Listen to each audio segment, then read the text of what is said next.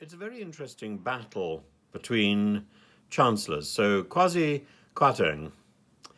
is cutting tax and wants to cut more tax. And I would say, from that point of view, if his sole idea is to cut tax, he's doing a very good thing. We don't want to be taxed so much. On the other hand, he's giving nothing to poorer people. So he's assuming that all that tax cutting is going to have a trickle-down effect. And as we know, the trickle-down economics is a term devised by a comedian in the early 1930s.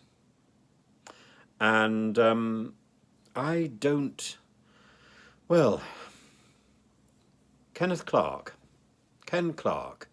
has said that Kwasi's plan risks driving up inflation and without helping the economy to grow. And he says, he has such a good line. He says that if that's the kind that this is the kind of thing that's usually tried in Latin America without success. And if it was so simple, we would have got rid of taxes altogether some time ago. I must say, if I want to compare chancellors, I would much rather favour Kenneth Clarke than I would somebody who's fiddling in the back row during the Queen's funeral. Who do I trust? I would trust Ken Clarke, even now. Now, to his credit, Kwasi has made a lifetime study of the history of economics.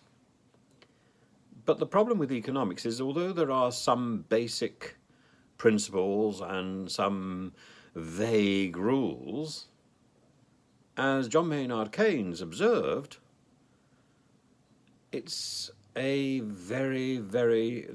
it's a science based on very, very shifting sands, and when the facts change, as Keynes may or may not have said, I change my mind. Kwasi is basing his philosophy and is throwing our future on the roll of a dice which has already been rolled before in the 1970s. I'm not sure it's a good idea. The only possibility, the only positive in this is that the Conservative Party in the 1970s was brought down by unions and by the fact that actually it lasted a little bit too long. It lasted for 4 years as opposed to 2 years. In 2 years' time, we face an election. Maybe at that point we will be riding high, but I think that sort of calculation is surely deceptive. Wouldn't people see through that?